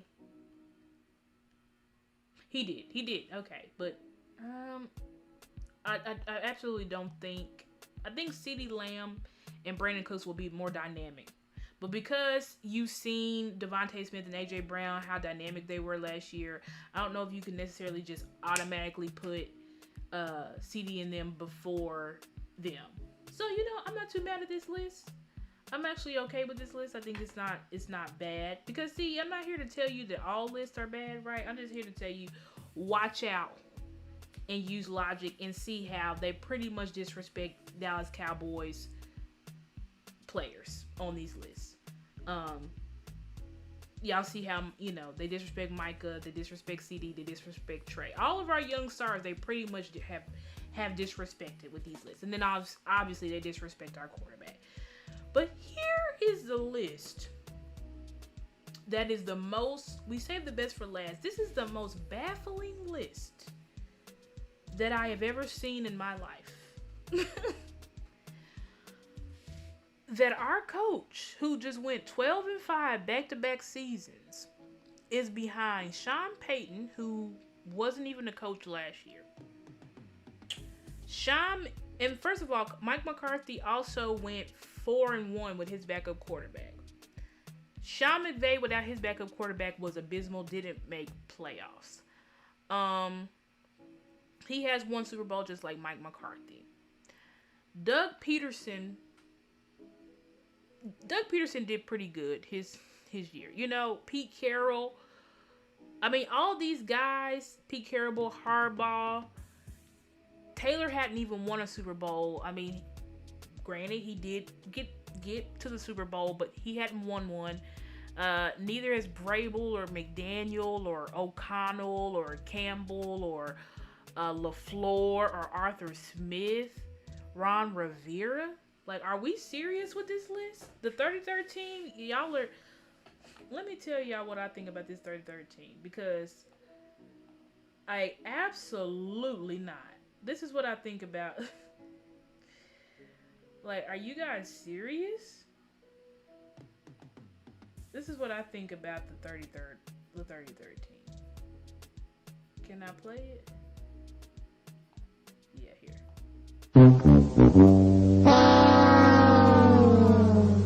And I'm real sad because Mike Mars, he did that great breakdown through the 33rd team, and I felt like the 33rd team is like super legit. You know what I'm saying? Which I'm not saying that they aren't, but these lists are horrible that they put out. These past two lists that we looked at are completely atrocious. And there is Brandon Staley. Like, there is no way in Hades that majority of these coaches that are above Mike McCarthy are better than him. Half of them don't even have Super Bowls. Like, first of all, how are you going to put a coach ahead of a coach that doesn't even have a Super Bowl? Like, are you kidding me? And then some of y'all didn't even make playoffs last year. Some of y'all got first round exited. Some of y'all can't even have Dan Campbell. Dan Campbell still missed playoffs last year. Dan Campbell's team 2 years in a row, like one year. No, because this was his second year. First year they won one game. Like, we gotta be serious. Steelers didn't even make Mike Tomlin. Like, let's stop the disrespect. Like, it really is freaking ridiculous. Like, this was the most ridiculous list that was put out. Like, completely ridiculous. Like, I thought, PFF had everybody beat, and then we saw this list, and I'm like, this is ridiculous. So anyway, Cowboys Nation. I still got something else to talk about, but I just want to do this. Cowboys Nation. The whole point of Star Today talking about these lists is to tell y'all, don't pay attention to these freaking lists, okay? Because one, who cares? Who cares what some random say that we are ranked? And second of all, we know, I went through and showed y'all how we're just completely disrespected all the time in these lists. So don't let the PFF networks and the 33rd team and the 3 and 4 letter networks, do not let them gaslight you. That's what Star came to tell y'all today. Don't let them gaslight y'all. Because a lot of these lists, is like they say this stuff they put these lists out just to anger and get interaction from freaking Cowboys fans. Like, What other reason is there? Like, it's completely ridiculous. You know what I'm saying? So I just wanted to say that to y'all, like, straight up, no capping, nothing. Don't worry about these lists. Don't pay attention to these lists. We did great things in this off season. I know some people were unhappy about the draft, but we still got great acquisitions through the draft, and we got great acquisitions through the free agency. So please don't pay attention to these lists, because we know a lot of these lists are wrong. Okay, totally. But anyway, I wanted one last thing I'm gonna talk to y'all about, and I got about 20 minutes to talk to y'all about it. But I wanted to talk about this. Let me bring it up. Hold on, I have to get rid of this, but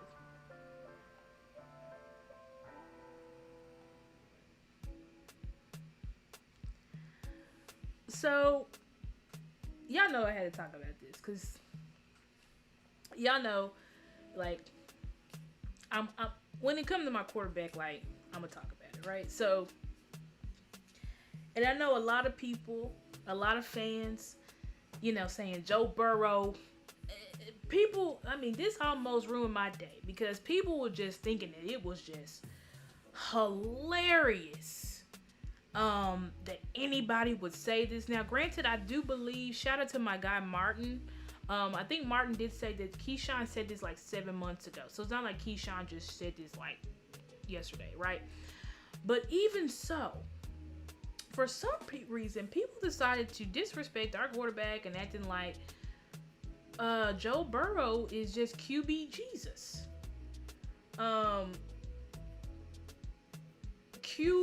People saying that Burrow was just QB Jesus, which I don't understand. And I was talking to my brother about it today, and he's like, "Well, Burrow's been a winner since high school," and I'm like, "Okay." I'm glad that he's been a winner since high school. Dak's been a winner since high school too. Dak literally stole every single job from a quarterback starting from high school. So I don't know how that automatically makes him better, but we're gonna go ahead and we're gonna compare, because people say, don't even mention Burrow with Dak because Burrow's made it to the AF. Burrow's made it to a Super Bowl. So apparently that's the standard now. Now the standard is just if you just make it to a Super Bowl, you are better than this guy. Apparently that's what I'm hearing now from people. And then we're really gonna go through it because some people went crazy on Twitter saying, Burrow, he's got the best completion percentage and he's got the best what is it, passer rating and all of this stuff. So we gonna talk about it. We're gonna say, we're gonna talk about, is Burrow really better than that? Maybe he is, maybe he isn't.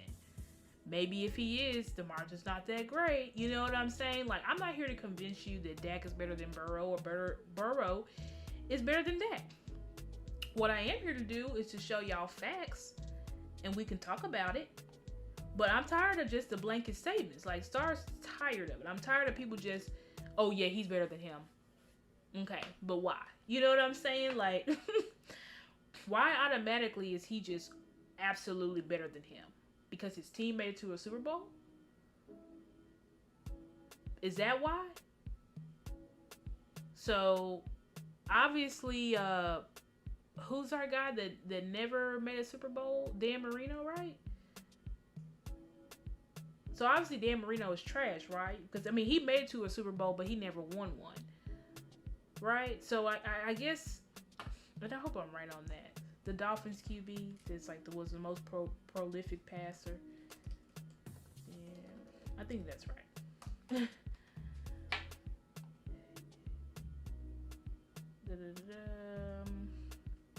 Yeah, he never won, right? Yeah, he made it to one Super Bowl and never won, right? So, right. Exactly. See what? And thank you, Key. See, this is why I love Key. Let me see if I can. if it'll allow me to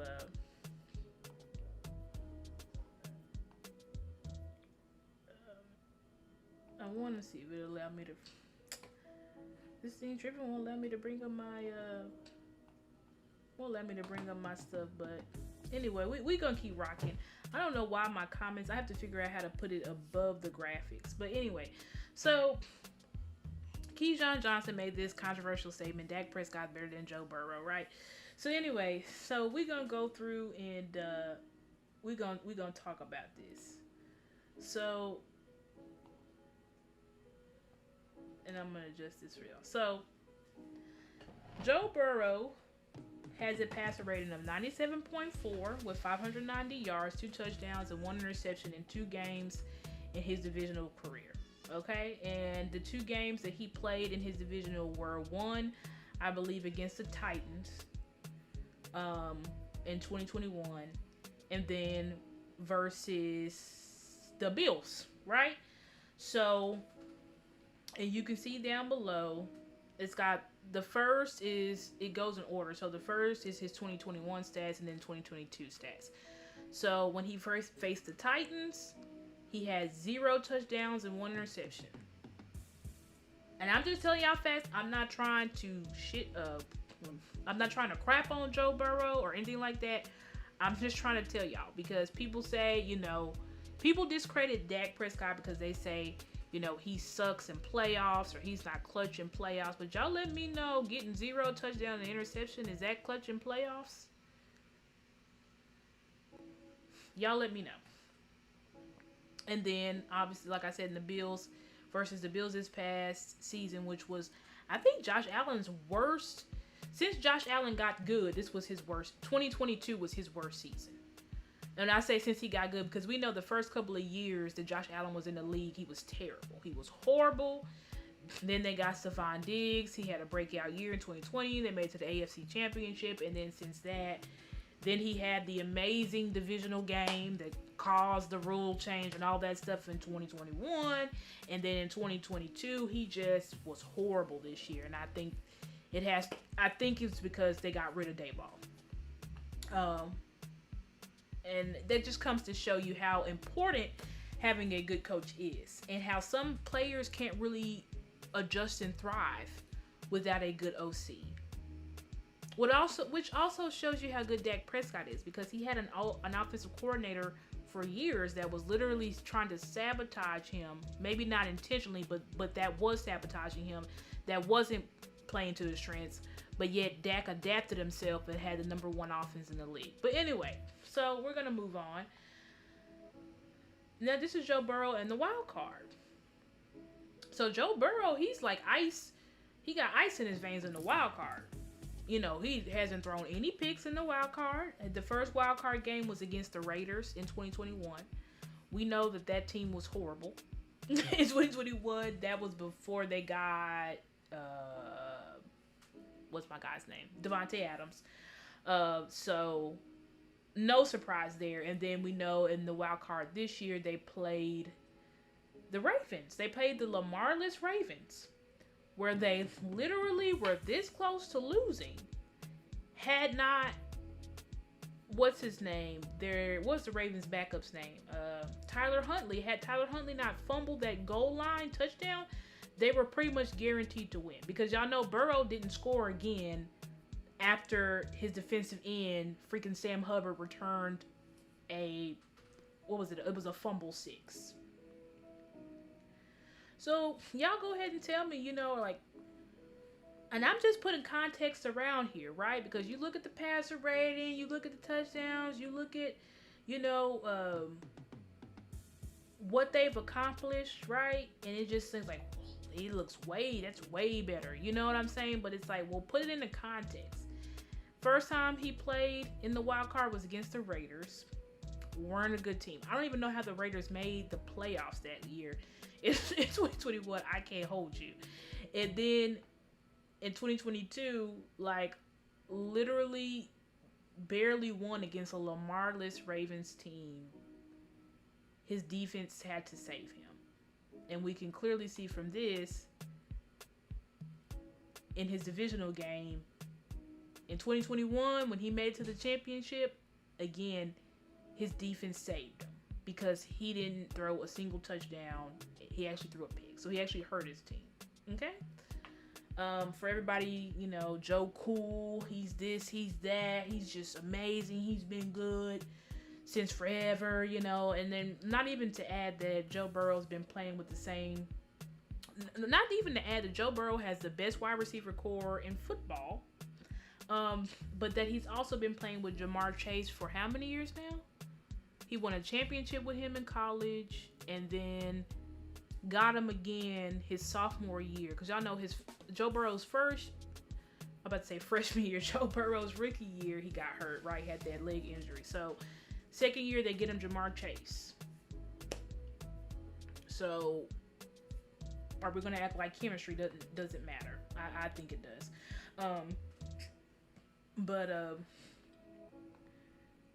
Let me see here.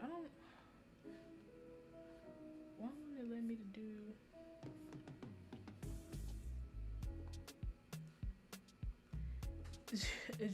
If Gino never fumbled, they would have beat San Fran. They had the momentum. Yep, that's true. That is so true. And I wish I'm sorry guys that I can't put y'all's comments on the screen because I would love to do that. But for some reason, didn't Dak have the best game of his career versus Tampa? Yes, he did. He had the best playoff game. He had one of the top playoff games in league history, but he had the best playoff game of a Cowboys quarterback in franchise history. He sure did. He had the best playoff game. Not Troy Aikman nor Roger Staubach had a better game than him in the playoffs than what Dak did versus Tampa. So that's 100% true, Brian. Sorry, I'm trying to bring up my. Why is it? Oh my God. Sorry, guys. Like one day, get me a freaking monitor, cause I don't know like why sometimes it doesn't let me switch my screens. But anyway, moving on. So, and then I'm gonna bring up, because I didn't do the Super Bowl, but let's look at Joe Burrow in the AFC Championship. So that's like the most important game, right? Well, the Super Bowl is the most important game, but in order to get to the Super Bowl, you got to do what? Win the AFC Championship. And so y'all know how Dak gets crucified because they say, like, he just can't beat the 49ers. Well, it looks to me like Joe Burrow just can't beat the Chiefs. Because 2 years in a row, the obstacle has been the Chiefs. In the first year, he actually did pretty decent. You know, he had 60.5% completion rate. He threw two touchdowns and one pick. But last year, why is nobody talking about how terrible he looked in that game? And mind you, y'all remember Mahomes was playing on one leg, right? Because remember, Mahomes got hurt in that Jags game. So Mahomes playing on one leg, and Joe Burrow couldn't beat him. And Joe Burrow had a 63.4 completion percentage, 6.6 yards average, only 270 yards, and one touchdown to two picks. So pretty much wet the bed, right? Pretty much wet the bed. So you can say the first time, you know, it may not have been his fault. I think maybe he just got. Maybe his defense got, you know, in that AFC Championship. But last year, he didn't play very well. So if the 49ers got Dak's number, then the Chiefs got Joe Burrow. If that's the type of game we're playing. And then let's move on. So this is Dak in his wild card games. He's had 6 touchdowns to 2 picks in his wild card games, right? And so they have all the wild card. His first wild card we know was versus Seattle. He had 1 touchdown to 1 interception. Then second wild card was versus the 49ers. He had 1 touchdown to 1 interception. And then versus the Bucks, he had 4 touchdowns, 0 interceptions, and he had a rushing touchdown that game, right? So it would seem to me the one outlier here is the 49ers, right?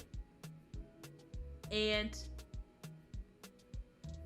year one, we already know, we've already talked about as Cowboy fans why we sucked against the 49ers, why no one looked good that year one. We didn't target any of our number ones.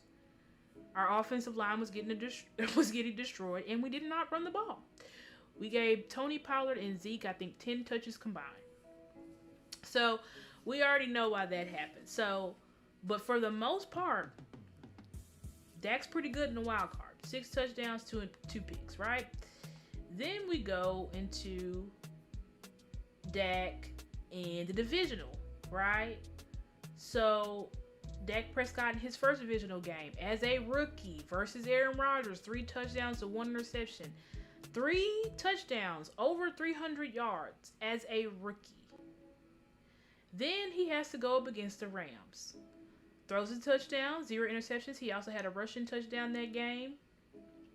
We still lose that game. Why? Because our defense got ran through. It's no secret why we lost these games.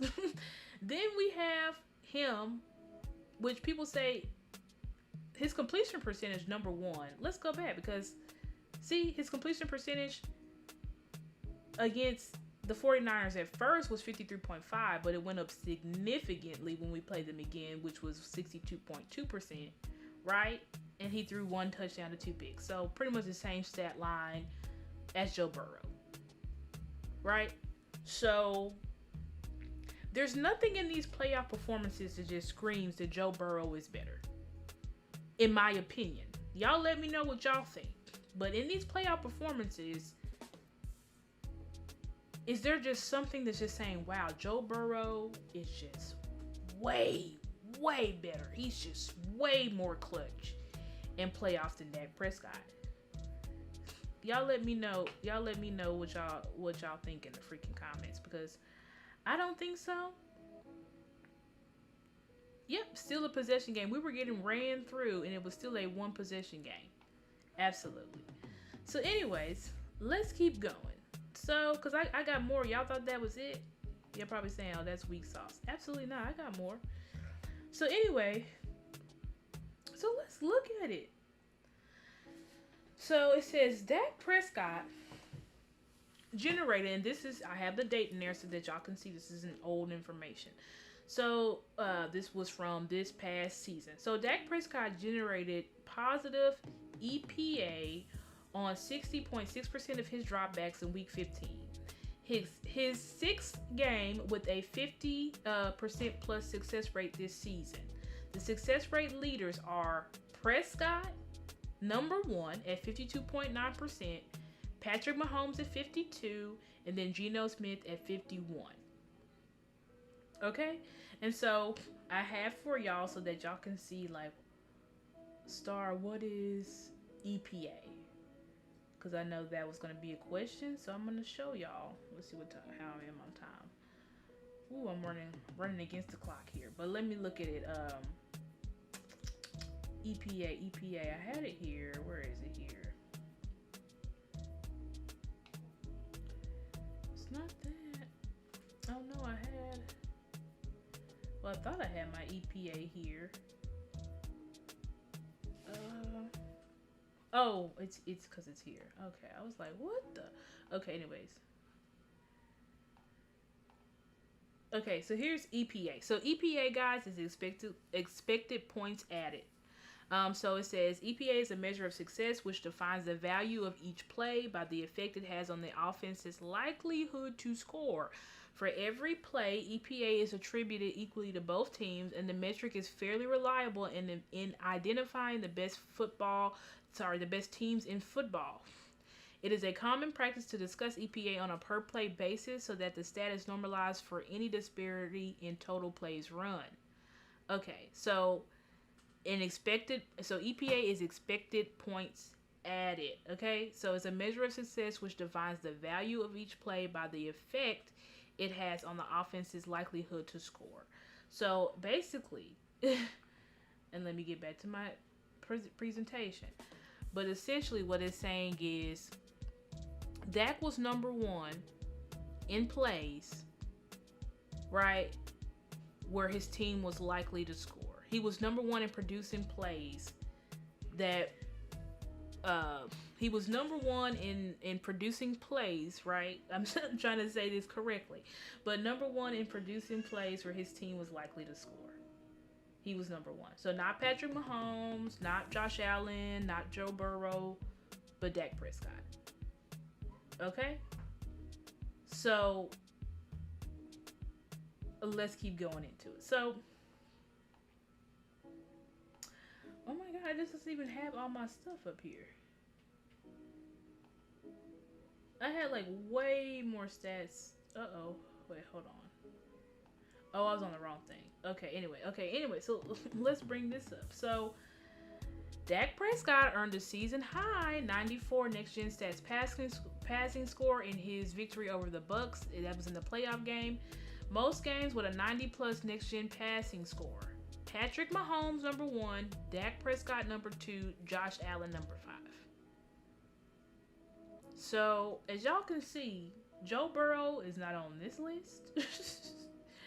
Joe Burrow, this is advanced stats and statistics, next-gen stats. Remember, y'all may not remember, but they invented next-gen stats because box score stats is not always accurate in determining a quarterback's play. So they invented next-gen stats, advanced statistics, so they can go deeper and you can give you deeper insight to how an actual player is playing, right? So again, it says Dak Prescott earned a season high 94 versus the Bucks. That was his so he had 6 games in total where he had a 90+ score. Only Mahomes was ahead of him. Okay? Then we bring up another stat. Now this is from the 2021 season. It says Dak Prescott has been the league's most efficient passer on downfield attempts. 10+ air yards since 2018. Prescott ranks 3rd in EPA per drop back on passes of 10+ air yards since 2018, despite facing the 2nd highest pressure rating among qualified QBs. So remember when I told y'all in that first playoff game that our offensive line was getting destroyed? Dak Prescott in 2021 was getting pressured. He was the 2nd highest. He was facing the 2nd highest pressure rate. But despite facing, right, the 2nd highest pressure rate, let me see if I can, I'm trying to see if I can expand this for y'all, but I might not be able to. But anyway, so despite him facing that, he's 2nd in pressure rate, right? But when it came to pass success rate, it said 5th completion percentage over expected, his CPOE 4th, and his EPA, expected points, right? Expected points added per dropback, he was 3rd. So you know what that says? Your quarterback is actually really good under pressure. He's actually really great. I wouldn't say good. He's great under pressure. He is top 3 quarterback under pressure. So I'm speaking to everybody, and y'all see me doing this is because I'm speaking into the mic, but I don't even need to do that. So y'all forgive me. But anyway, I'm trying to I'm speaking to those who say that like Dak Prescott's not good under pressure, or he's too hyper aware of pressure, or all these things. And I should have brought up my other graphic where it showed that him and Mahomes are neck and neck for the most touchdowns versus while under pressure. So this is why I'm saying Dak Prescott. This is why I already declared Dak Prescott elite, because his stats say it. You know, if you're just going to go by playoff, and I even showed y'all his playoff performances. Like, his playoff performances are actually pretty dang good. But anyway, so going into the next graphic.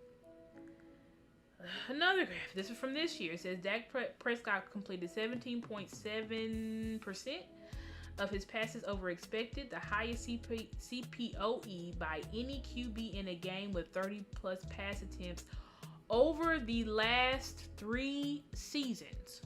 So Dak Prescott did this past season. He had the highest CPOE by any quarterback with 30+ pass attempts. Sorry guys, I keep doing it. I don't know why I'm doing it. Let me just focus. Over the past 3 seasons. You know who's been playing the past 3 seasons? Joe Burrow. Joe Burrow, Josh Allen, Patrick Mahomes. But yet, Dak Prescott has the highest CPOE. Not Patrick Mahomes, not Joe Burrow. And again, this isn't an argument to say Dak is better than Joe Burrow. I'm just telling y'all facts. And y'all can do with those facts whatever you want to do with them. But the facts don't change. Period. The facts don't change. And y'all might say, well, the Giants is a weak team. Okay, and y'all think Burrow ain't played weak teams? Y'all think Patrick Mahomes ain't played weak teams? They sure have. But yep, they don't have a better CPOE. And if y'all want to know what CPOE is, it is completion over expectancy. And I have a graphic here to show y'all. I will take away my video capture. So it says traditional box. See, that's what I was just telling y'all. Traditional box score statistics fail in accurately assessing individual performance. Player efficiency measures, including rushing yards over expected and completion percentage over expected, aim to contextualize the box score and glean more toward information regarding a player's skill level. Consider two equally blocked run plays. In most instances, the better individual will rush for more yards on the carry. Okay, I'm skipping over that because they're talking about rushing yards over expectancy. But anyway, so with pass completion percentage over expectancy, it says similar. I cannot say that word right now. Similarly, it says completion percentage generally fails as a measure of QB performance, right? Because people say, well, Joe Burrow has the highest completion percentage. I'm like, yeah, he also has a higher completion percentage than Patrick Mahomes. Y'all didn't know that? Look it up, he does. So it says similarly, completion percentage generally fails as a measure of QB performance. The stat awards players who complete passes to wide open receivers and punishes those taking shots downfield. In attempting to solve this issue by adjusting for factors such as pass depth and receiver separation, CPOE is effective in grading players relative to their ensemble, right? So it's grading your players based, so completion percentage over expectancy. So it's attributing your wide receivers, right? It's including CPOE includes your ensemble, so it includes like who you're throwing the ball to. Basically, it's saying like so Dak Prescott is completing passes that statistically he's not really expected to complete, which would have to mean what? He's extremely accurate with the football. Because depending on the coverage, and CPOE considers coverage, he considers wide receiver skills, where they're out on the field, all of this stuff. Dak Prescott is completing insane passes. Okay? So anyway, go back to, I think I can just do this. Okay, anyways. So let's look at, I'm almost done, guys. So then, we got more stats. Dak Prescott has completed 10% of his passes over expected since returning from injury in Week 7, trailing only Jacoby Brissett. So once again, Dak Prescott is him. Okay? Moving on. Dak Prescott completed 14.8% of his passes over expected. Who is this? Versus Philly. Prescott is one of two QBs to complete more passes than expected in each of the last 6 seasons, only behind Russell Wilson.